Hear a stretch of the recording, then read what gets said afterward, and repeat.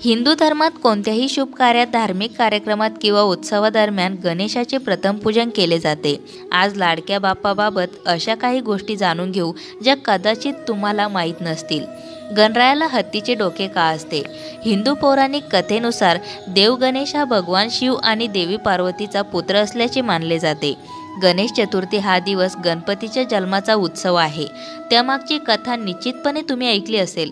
पौराणिक कथेनुसार या दिवशी माता पार्वतीने स्नानासाठी जात असताना आपल्या अंगावरील मळापासून एक लहानशा मुलाची मूर्ती तयार करून त्यात प्राण टाकले होते।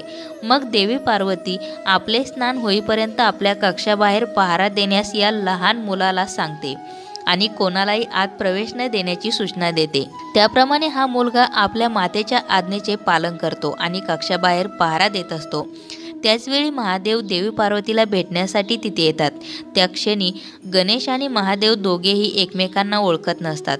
त्यामुळे तो लहान मुलगा महादेवांना माता पार्वतीच्या कक्षात प्रवेश करण्यास मनाई करतो। महादेव देखील ते मान्य करीत नाही आणि हा लहान मुलगाही मागे हटत नाही। त्यामुळे महादेवांना राग अनावर होतो आणि दोघांमधील वाद टोकाला जातो।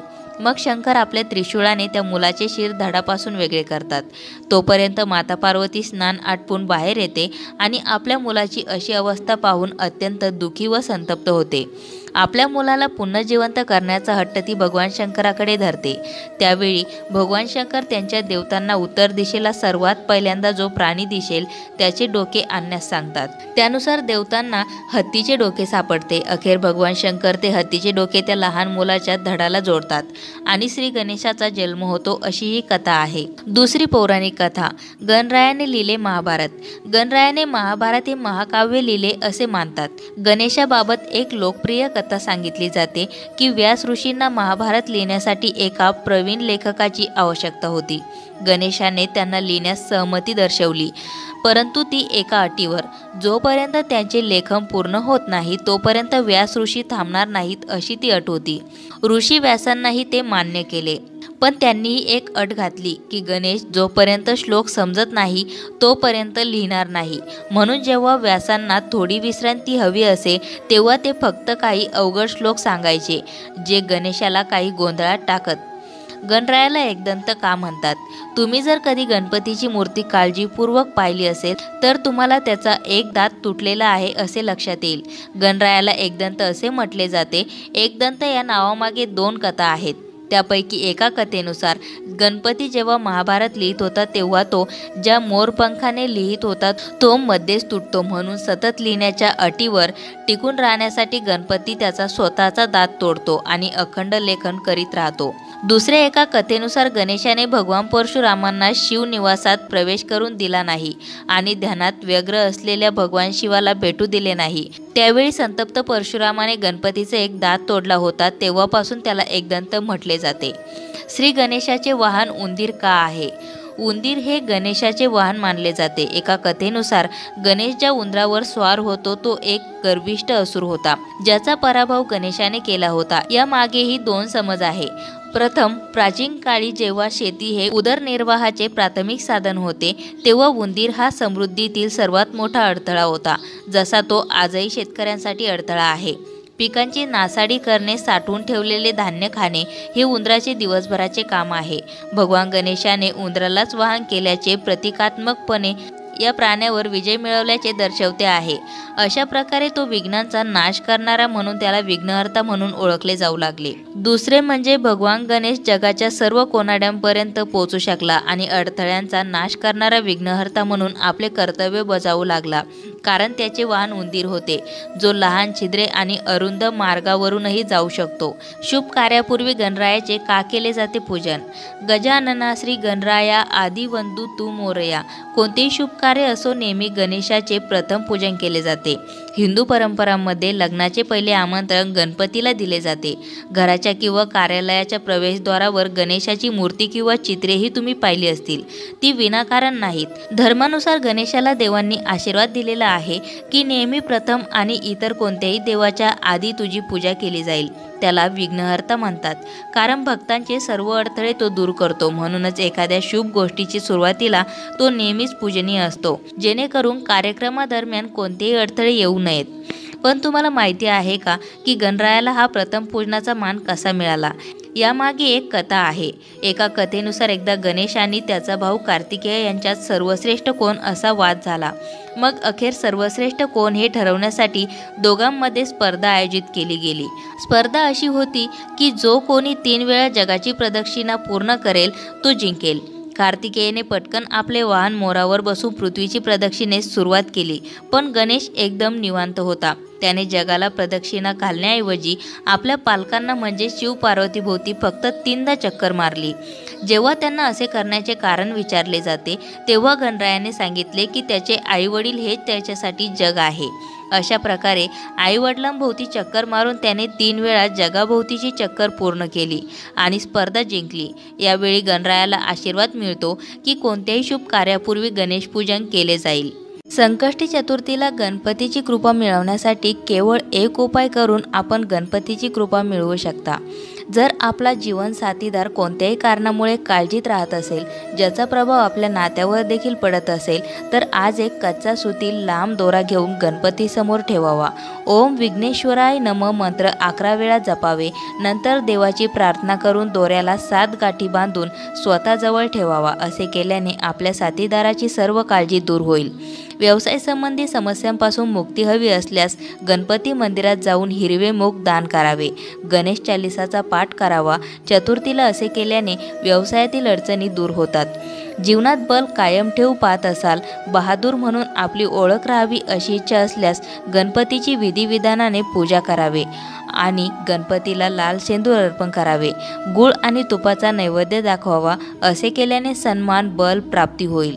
ऑफिसमध्ये आपल्या सिनियर किंवा बॉस उच्च अधिकाऱ्यांशी चांगले संबंध ठेवू बघत असाल तर चतुर्थीला गणपतीला पाया पडून गणपतीसमोर आसन मांडून बसावे. मग श्री गणेशाय नमः या मंत्राचा 21 वेळा जप करावा. जप पूर्ण झाल्यावर देवाला जास्वंदाचे फूल अर्पित करावे. असे केल्याने कार्यस्थळावर आपले संबंध चांगले राहतील. जर आपल्याला दाम्पत्य जीवनात गोडवा टिकून राहावा अशी इच्छा असेल तर गणपतीची पूजा करताना हळदीत जरा तूप मिसळून देवाला तिलक करावे आणि देवासमोर तुपाचा दिवा लावावा. याने नात्यातील गोडवा टिकून राहील. कुटुंबातील आनंद सुख समृद्धी यात वाढ व्हावी यासाठी चतुर्थीला विघ्नहर्ता श्री गणेशाला मोदकाचा नैवेद्य दाखवावा आणि ओम गम गणपते नमः मंत्राचा 108 वेळा जप करावा. असे केल्याने कुटुंबात आनंदी वातावरण राहील. सुख समृद्धीत वृद्धी होईल. जीवनात प्रगती व्हावी अशी मनोकामना असल्यास गणपतीला रोली आणि अक्षदांनी तिलक करावे. सोबतच गणेश मंत्र वक्रतुंड महाकाय सूर्यकोटी समप्रभ निर्विघ्नं कुर्मे देव सर्व कार्येषु सर्वदा मंत्राचा 11 वेळा जप करावा. अभ्यासात कोणत्याही प्रकारची अडचण येत असल्यास किंवा नवीन शाळा किंवा कॉलेजमध्ये प्रवेशासाठी काही समस्या येत असल्यास चतुर्थीला नारळावर लाल रंगाचा कपडा गुंडाळावा. मनात आपली मनोकामना व्यक्त करत नारळ गणपतीच्या चरणी अर्पित करावे. असे केल्याने सर्व समस्या नाहीशा होतात.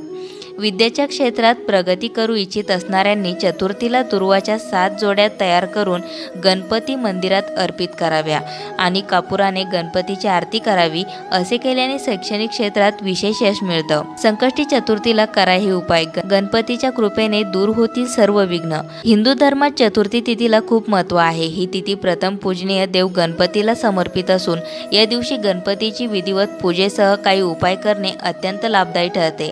त्यानुसार जाणून घेऊया संकष्टी चतुर्थीला कोणते उपाय केले पाहिजे याविषयी माहिती. श्रीयंत्र आणि सुपारी.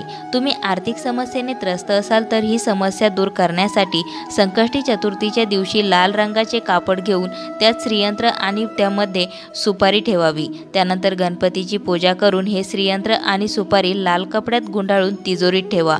या उपायाने संपत्तीत वाढ होते. सुपारी आणि वेलची. संकष्टी चतुर्थीच्या दिवशी गणपतीसमोर 2 सुपारी आणि 2 वेलची ठेवून त्यांची पूजा करा.